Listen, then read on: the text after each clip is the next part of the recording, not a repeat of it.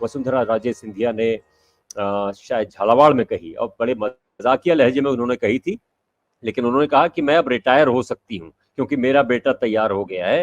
मेरा बेटा जिस तरह से भाषण दे रहा है, और ये विधायक यहाँ बैठे हुए जिस तरह से उन्होंने जनता से कहा कि आपने उन्होंने जिस तरह से तैयार किया है, तो मैं अब रिटायर हो सकती हूँ। एन चुनाव के बीच में जब उनका चेहरा मुख्यमंत्री के तौर पर नहीं रखा गया है, हालांकि कितने ही मजाक में या हल्के उसमें बात कही हो, इसके निहितार्थ है वो कहाँ, इस ये दांव वो क्यों चल रही है, इस पर सोचना जरूरी है।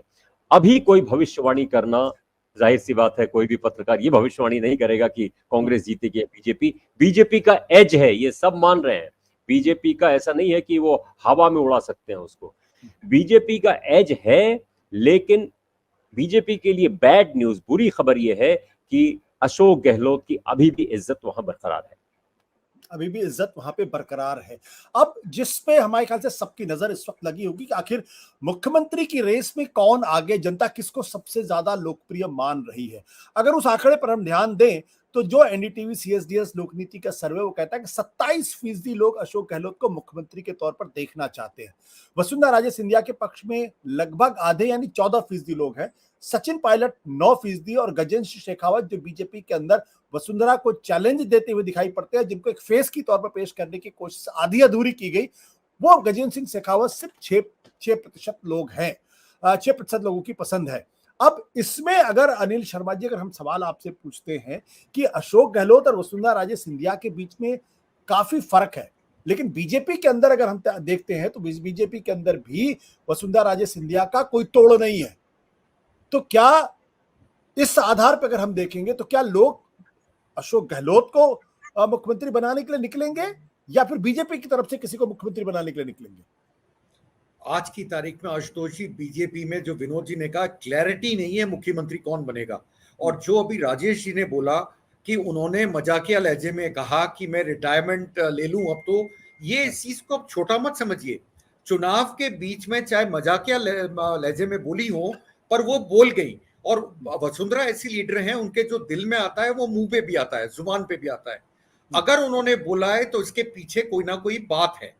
मेरा मानना ये था अभी तक, आज के स्टेटमेंट से पहले जो वसुंधरा जी ने दिया, उससे पहला मेरा मानना था कि आपने जो अभी तक टिकट डिक्लेयर करे बीजेपी ने, उसमें से 80 टिकट से 90 टिकट के बीच में वो वसुंधरा राजे के लॉयल्स हैं, जो या सपोर्टर्स हैं, जिनको टिकट मिला है।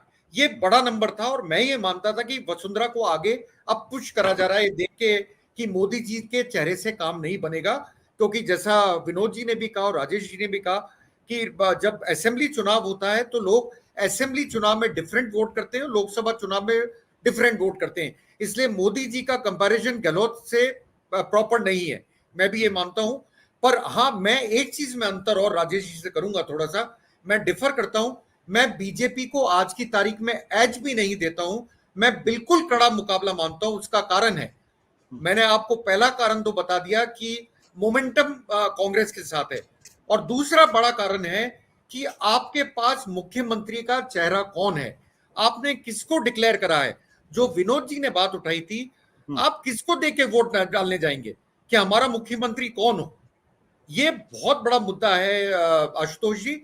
और दूसरी बात सबसे बड़ी इसमें ये कि जो वसुंधरा जी का स्टेटमेंट आया वो ऐसे टाइम पे आया है जो बड़ा खतरनाक टाइम है, आपको बताऊं, औरों के लिए। क्योंकि मैं, मेरे जैसा आदमी मान रहा था कि वसुंधरा जी फोर फ्रंट में आ रही है। तीसरी बात, राजस्थान में नैरेटिव किसने सेट करा चुनावों का, वो नैरेटिव सेट करने वाला अशोक गहलोत है, जो स्कीम्स लाया और एक नैरेटिव सेट करा। क्या बीजेपी उसका कार्ड ढूंढ पाई? आज तक नहीं ढूंढ पाई। इसीलिए ईडी की रेड्स होने लगी राजस्थान में, ईडी की रेड्स होके, और शायद ये मुद्दा बनाया जाए करप्शन को, और करप्शन को उठाया जाए। तो बीजेपी के पास में अभी तक कोई मुद्दा नहीं है जिसको वो अशोक गहलोत के अगेंस्ट में बोल सकें या उठा सकें। तो मेरा मानना यह है आशुतोष जी कि आज की तारीख में भी मैं मानता हूं बहुत टफ फाइट है। कौन जीतेगा कौन हारेगा ये तो 3 तारीख को पता लगेगा, और 24 घंटे में चेंज भी हो जाता है इलेक्शन, हमें नहीं पता। पर आज की तारीख में मैं मानता हूं कि दोनों के बीच में बहुत टफ फाइट है, कौन निकाल के ले जाए। क्योंकि बीजेपी के साथ सबसे बड़ा, विनोद जी ने एक पॉइंट और उठाया, बहुत अच्छा पॉइंट है, रिबेल जो है करीब बीजेपी में 35 है आज की तारीख में, और जो नीचे सिमर कर रहा है वो 35 से ज्यादा है। अगर 35 इंडिपेंडेंट खड़े होंगे, उनका भी एक वोटिंग बेस होगा, वोटर्स होंगे। अगर उन्होंने 10,000 या 15,000 वोट भी काट लिए तो बीजेपी को बहुत अंतर पड़ेगा।